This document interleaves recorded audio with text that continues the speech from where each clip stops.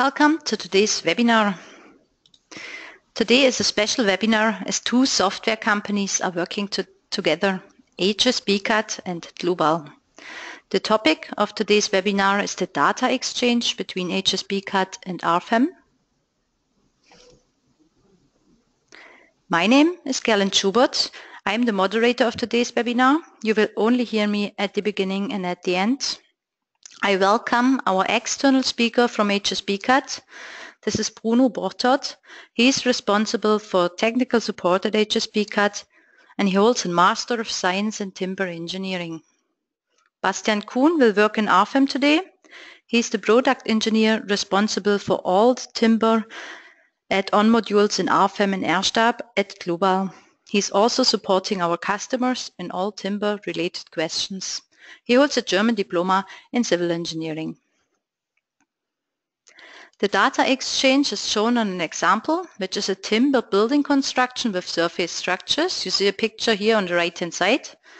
The modeling is done in hsbcad by Bruno. He will also export the model. And Bastian will then take over and import the files into RFEM.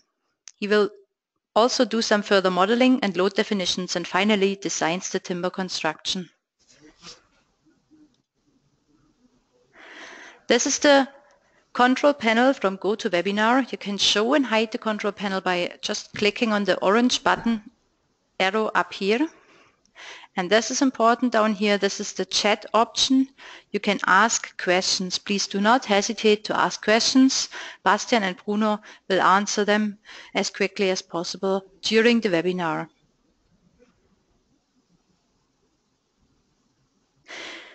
So I hand over the screen now already and the word to Bruno and enjoy the webinar.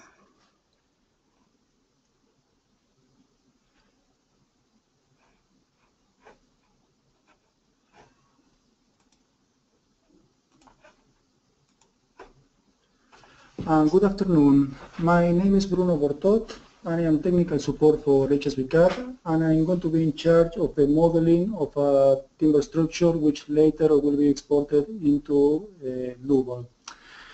Let me give you a brief introduction about hsbcad. hsbcad provides a software solution for the design, manufacture and construction of timber structures. It works inside of an AutoCAD environment and its modules includes timber frame panels, C-panels, CLT, log construction, glulam, and post and beams. Apart from the design, hsbcad allows the user to create, export data for manufacture and production control. If you want to find out more about hsbcad, please visit our website here on the screen. Website address is www.hsbcad.com. So you can explore more about the solutions that we can offer. As I was saying, we cover all from all aspects of the timber structure plus CAM. Okay, now let me go back into our presentations. As I mentioned before, this runs inside of AutoCAD, in this case AutoCAD architecture. What you see here on the left side of the screen is what we call the console, and you can group, you can nest inside the console different elements and turn them on and off as per your convenience. In order to simplify this presentation, I have created a footprint of what my building is going to be like. Basically, I'm going to create walls following the perimeters, and on top of that, I'm going to add my roof structure, which is going to consist on loose elements, loose timber elements. In order to create my walls, I'm going to select the group called walls here on my console. I'm going to click on the button place walls, and I'm going to select the wall style I'm going to use. We'll say OK. And I'm going to follow the perimeter of my building.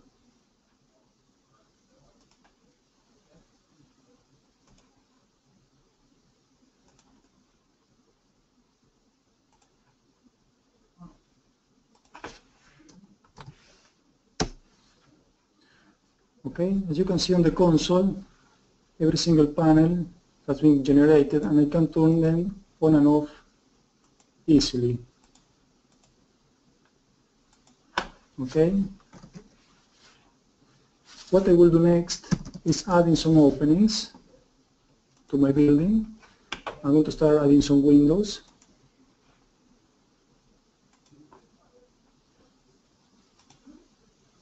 I'm just going to follow my footprint.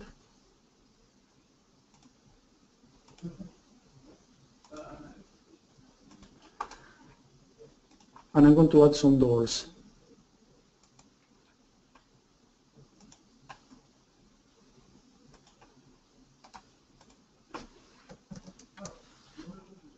So this is how my model looks like so far.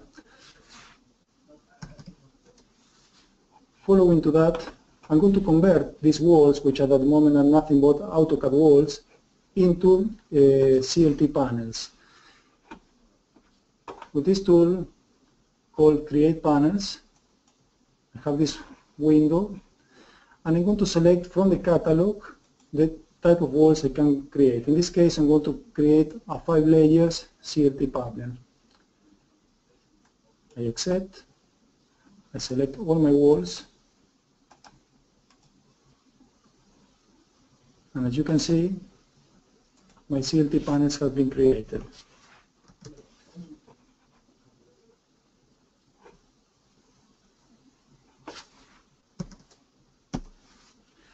The next step I'm going to take is creating the roof structures, which will consist of loose timbers and rafters.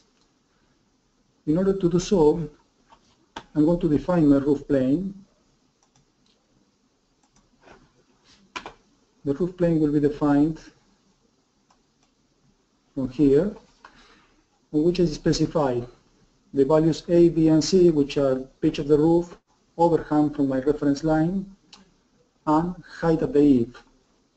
These values have been already preset for simplicity. I will accept. I will follow the perimeter of my building.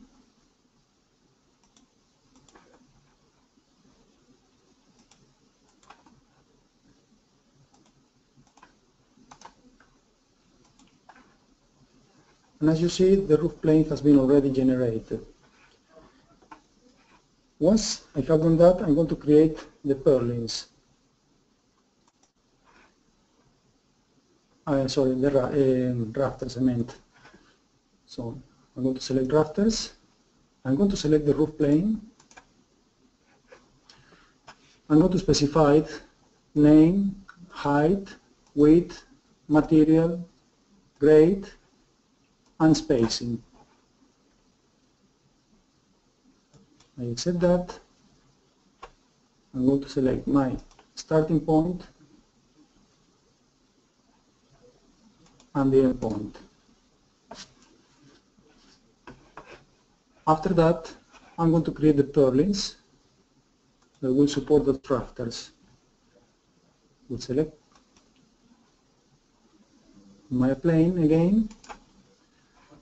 Once again, all the values have been already preset up, but basically you need to fill all this information. The pictures are quite self-explaining. We'll say OK.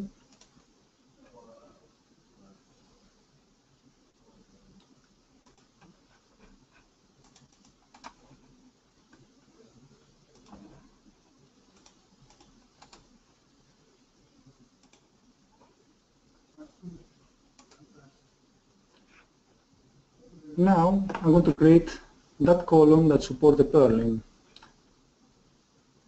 I'm going to select that command there. I'm going to select my purlin. And I'm going to position the column as per planned. Let me show you now how the model looks like so far.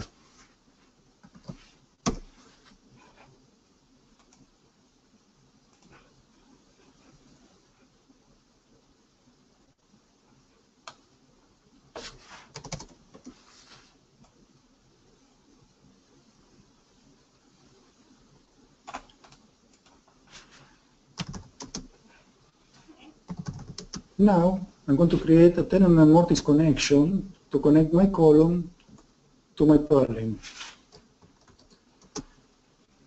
Using the visual tools included in hsbcad, I'm going to select one of the most convenient tools, in this case tenant. I will accept.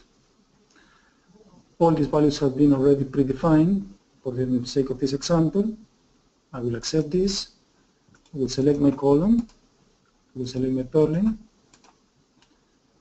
And as you can see, the tenant and mortise has been generated.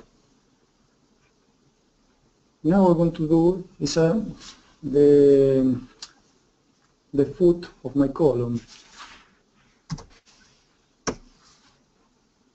I'm sorry, the foot of my columns is what we call a PSL.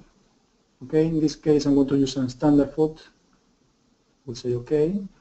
I'm going to select my column.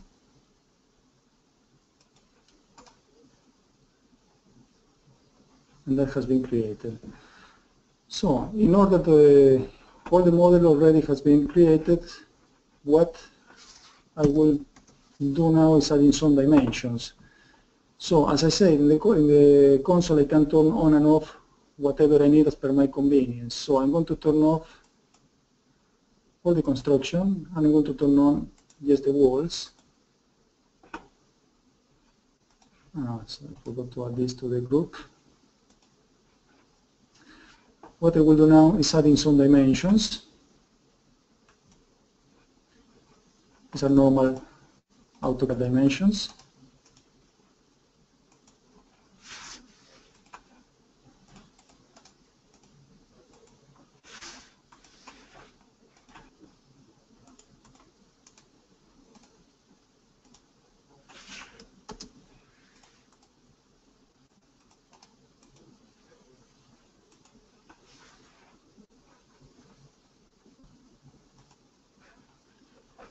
If you want to see the layout, how it looks like, we have predefined layouts. So you can see the whole building. We have the plan, isometric view, an isometric view of part of the building, and some details as well. Of course, you can export that into manufacturing and create individual shop drawings of every single element, but that is beside of this presentation, so I want to omit that one. What I will do next is preparing the data for exporting into Dlubal. The first thing I'm going to create is the data of my beams and posts. So I'm going to turn off the walls. Okay.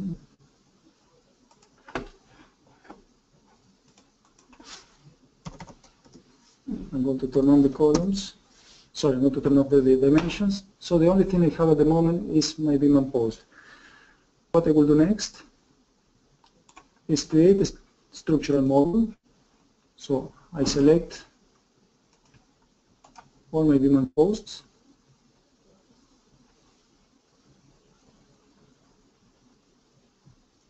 And as you can see,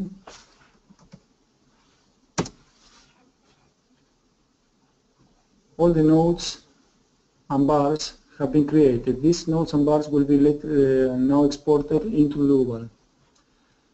I'm going to add these nodes and bars to a convenient group. This is going to be this one here. Okay, following that, I'm going to export all this with this extension, STP import into Dlubal. I will accept. I will select all the beams. You can give some tolerances. That tolerance has been predefined and we have tested that that works. And I'm going to create the DSTP file.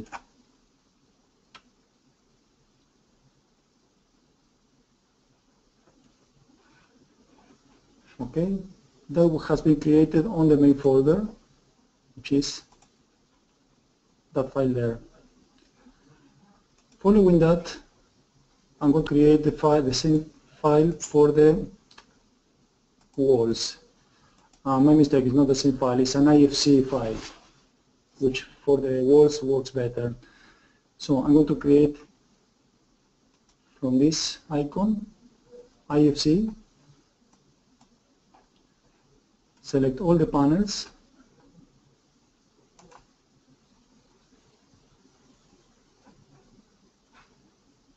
now if you go back to the folder, that file has been created.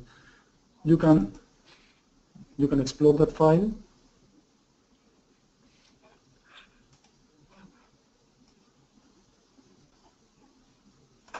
And that IFC file can be exported into Dlubal. You have the description of every single panel.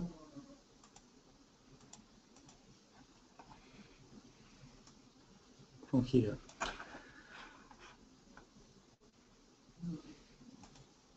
Having created these two files, which are the ones that Dlubal needs in order to proceed with the demonstration, I will leave my colleague to carry on with this presentation. So I will give this to Bastian.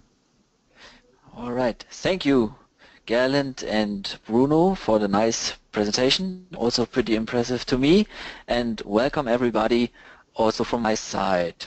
The first thing what I'm going to do now is that I will import the HSB IFC file that Bruno has exported to me via drag and drop to our program. Okay, with this option I'm able to create a CID BIM model. This is done by a coordination view 2.0 import. We are certified for the 2x3 interface with that, and actually what it does is that it generates an analytical system from a physical system that we get from the hsbcad software. I will create the combinations automatically according to the standard for the United Kingdom and create the structure. So these are the etched files I got from the hsbcad, and now that I enabled the CID BIM module, I'm able to control all the elements that are in the structure. If there would have been parts that are not usable for me, I could deselect several parts. This is all controlled via this box here. And now that I have just walls, which is perfect, which is the one that I needed from the other software, I can right-click on these files and create a surface. I will not care about the material right now. If I would create concrete or steel structure, I can go to our database here and create a new material, but I will do that later on with our laminate module just in order to generate the stiffness on it. Say OK, and then I got the structure here. This is now the analytical system I can work with. It has no material right now, and all the corners are moment stiff for the rotation. These are things I must look for right now. The first thing I will do is to add some support to the structure. I will just create a linear support fixed in all directions. There are a lot of other webinars and videos where more detailed is explained what to do with the CLT construction or for what point you should look for. We are not catching that so detailed now in this webinar, so that's going to be rather a rough implementation of it. Then the next step is that I will add line hinges to the structure, because as I said, here on the corners it's moment stiff. It's also possible to define here some slip in X and Y direction, usually on a CLT plate, but as I said, this is done in a separate webinar where I also mention how to generate the stiffness in all the other parts of this. Then I will select the first surface, and on these lines I will generate this hinge. There's no slip right now, so that's just a hinge. And then this one, this one, this one, this one, this one. And so the corners are free now, and this here will actually be the last one. I will create a hinge. Okay, so that's done. Have a little check. That works. Another check that I can do right now is that I will generate my FE mesh just to see if it's looking good. Let's say 50 centimeters is a little bit too much. Let's say I will use 30. Go with that, so that looks acceptable to me. Maybe a little bit too rough here, but I think that would be okay. And what I'm doing now is to add the roof to the structure. This is done, as Bruno already mentioned, via the STP interface. Therefore I go via File, Import, and here I have all the options to import all the formats that we are able to import. And in the detailed settings of the STP interface, I have also a so-called mapping file.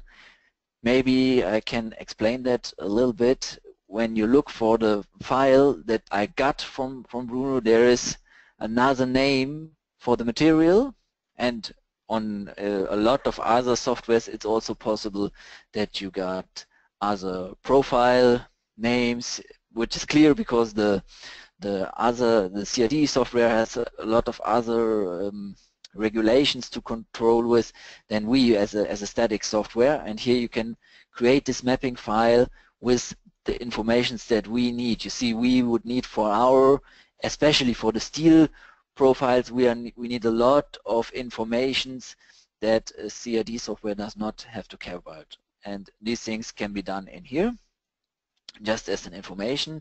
Then I will catch this file, say open, and create that as well. In this case, I will not have to create the combinations automatically because I'm gonna combine all the files together in the first model, in the first file that I created. Say okay, and now the structure is here. And now the intelligence of the hsbcad software has regarded that there is an eccentricity in between the beams, and therefore this is generated here, and I do not have to care about that anymore. Also the profile informations and also the grade of the material did come over from the other software. But it's not 100% ready yet because this is moment stiff. It is possible to define also a hinge in the hsbcad software here. You can say I have a moment rotational free hinge on this side, on this side. It's controlled via the letters 0, 1 and -1 in the hsbcad. Well, we decided to show you how to do it in our software because it's not always clear on which side you want to assign the moment release. In this case, I will decide, okay, the rafter, if we look for the rendered model again, has to turn around this axis. I will display the elements one more time and therefore go to where the members and display the members axis, and I want to rotate the rafters around the axis, the local axis Y. Okay, that out, that on here, and now if I go for views, member types, coupling, can just control the couplings here, select them all, right click, say edit, and change this member type to rigid just to make it more simple. And now that I looked for the orientation of this beam type, define the moment hinge around Y here.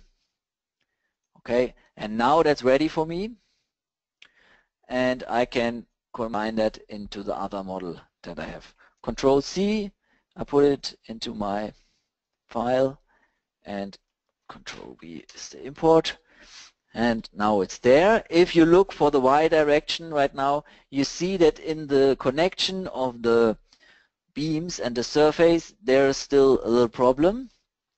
There's this little distance here. I need to copy the structure a little bit down to the other one. go here and say, okay, I just want it in X and Z direction, and then it's there. I have a little, yeah, discrepancy, a little distance here on this side. I have to check, and that can be also done via this control.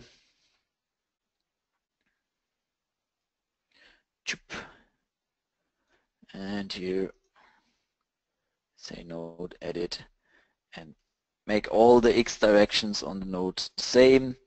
And even the same is here. That would work without it, but it would be a little bit too much on the safe side because you have this little distance in here between. That is something you probably will not want to have because the load introduction into the walls would be very high, and it would be on safe side for sure, but it is probably not very economic in the design, and therefore I will also make all these nodes in the same range and edit X direction okay. So, and if you look for it now, you see that, oops, no, I was here. That looks much better. I will probably have a pretty high load introduction here. I show you also a little trick how to avoid that. At first, I will connect all the lines together so that they are really integrated into these elements. So if you look now, it is completely integrated there. And here I will actually make a small moment hinge as well at the end, just to not have such a high load introduction here into the structure. What still is a little bit critical to see is that here the purlin goes completely over the wall, and there I would also like smooth my results a little bit because there will be a critical singularity point, a peak I will have that can be avoided. In reality, you would probably define an average region here and here, like in every edge of it, but now I will just do it over the complete edge here, just to have it quicker. Wire, hold on, results, average region, and it will go to this, and this surface. I use circle, and I will use a pretty big distance, like 1.80 m, just to, I tell you the reason later. Just hold on, I will pick the node. Here you can see it already. I picked such a long distance because I will have also a singularity point here, and I will smooth all the results over this complete area. That's why I use such a pretty big distance. There, hold on. So that's what I wanted. And now if I want to go over all these elements, I can define a vector, 25 meters through all surfaces, say OK, and then you see this is generated.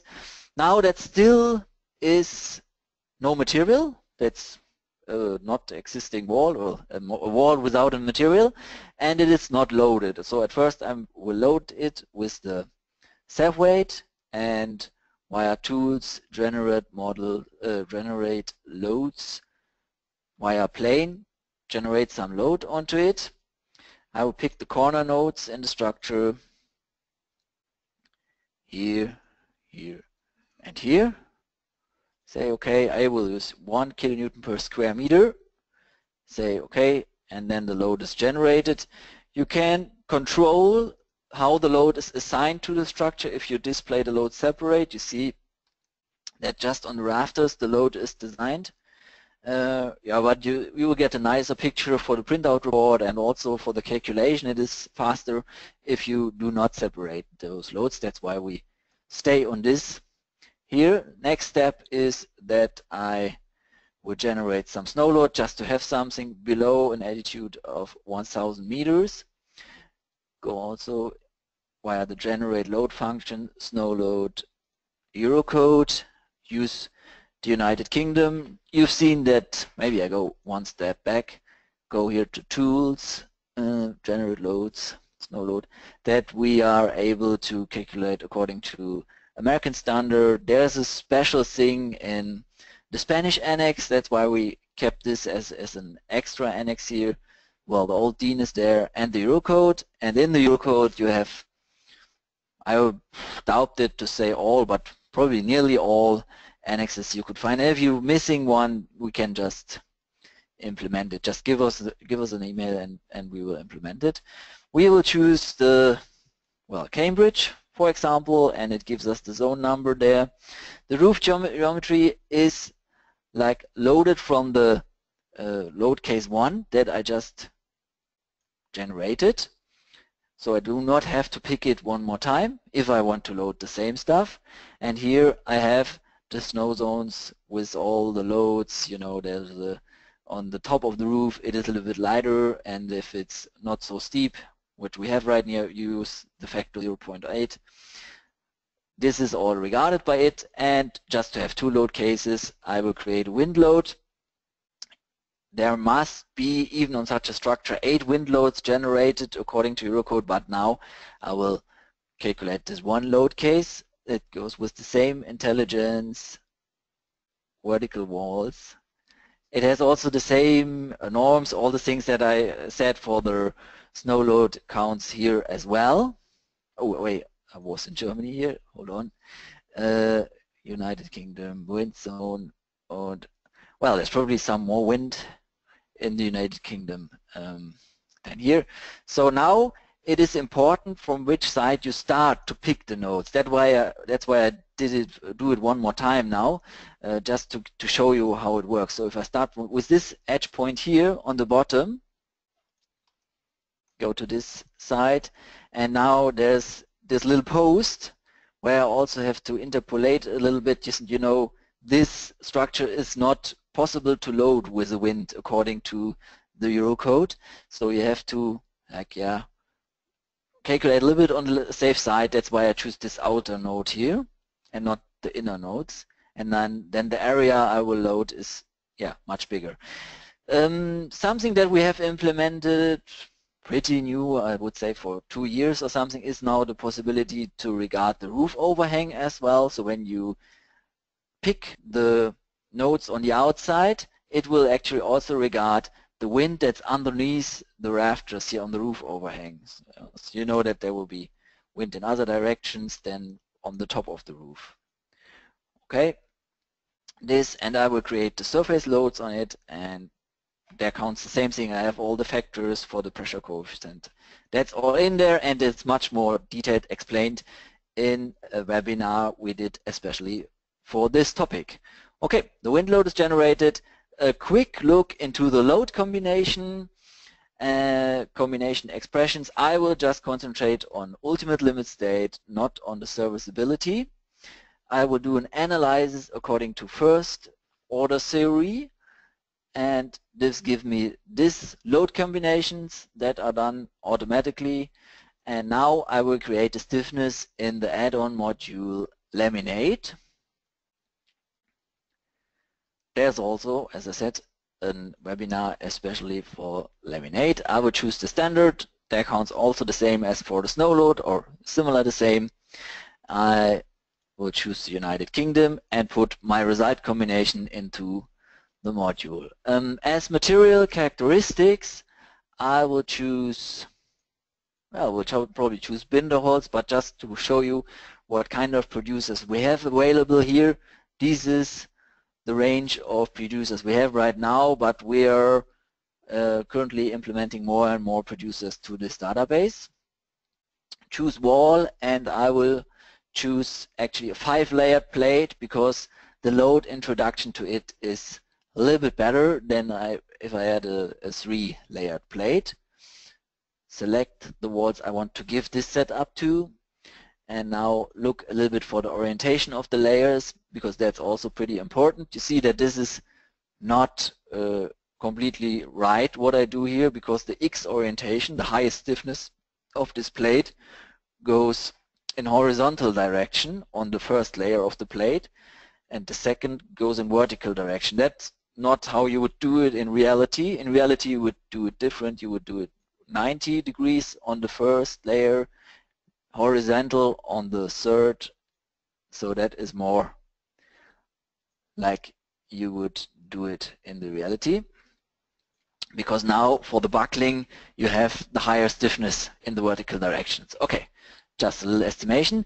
And just to show you what this average region is able to do, I will not activate it right now. So I will calculate without it.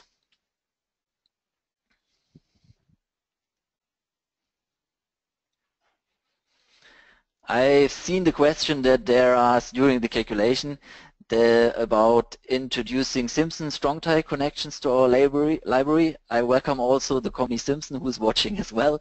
We are working on that, even if it's not the topic of this webinar. We are going to have it soon. But this is another module for this design. It's the module limits. But I can lose a little word to that as well.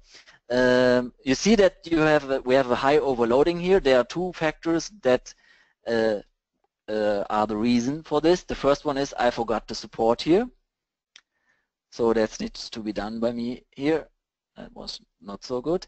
And the second, much more important reason is that I forgot, or did it on purpose, did not activate the average here.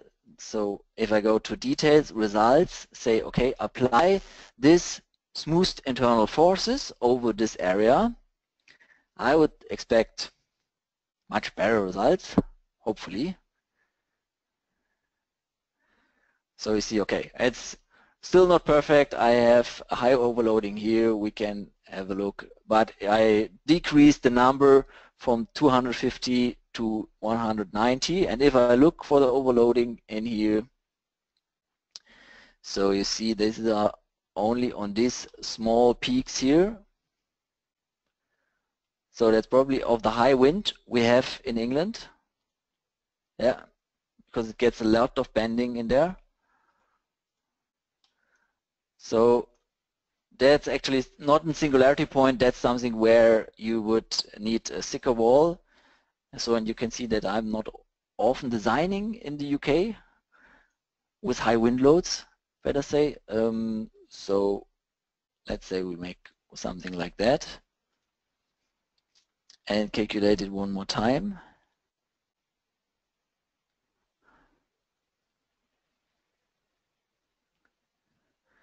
So you see that was now 6 centimeters thicker, and that gave me actually, okay, now it's too thick, so 16 centimeters would be a little bit too much, somewhere in between. Okay, so from my side that is all so far. Maybe if I can catch another question that just appeared to it. Ah, no, sorry, I forgot. I said I wanted to mention the design of the support that I will do with the module limits, and that's actually where we will implement the company Simpson also pretty soon. The setup is the same, and if I go to the material database, I can go here to a back-end database, and then let's say I would, yeah, maybe use the company Shiger and say I will use nodal support, and then maybe this one, and then, okay, I have only one nodal support right here. Choose this nodal support, say, okay, whoops. That's why I should not have to do that. Okay, sorry, that did not work. But that is how you would choose the connection, and I will give the word back to Gerland.